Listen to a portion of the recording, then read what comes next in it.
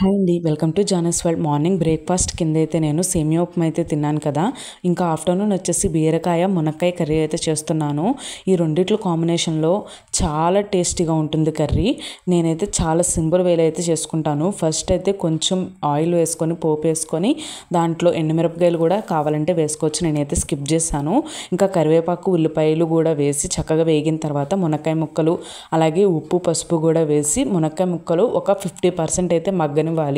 అలా మగ్గితే ఏంటంటే దాంట్లో ఉన్న పచ్చివాసన అనేది పోతుంది.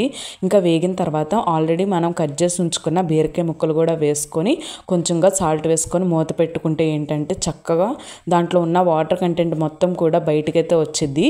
నేను ఉప్పేసి బిట్ అయితే స్కిప్ అయితే అయ్యిందండి.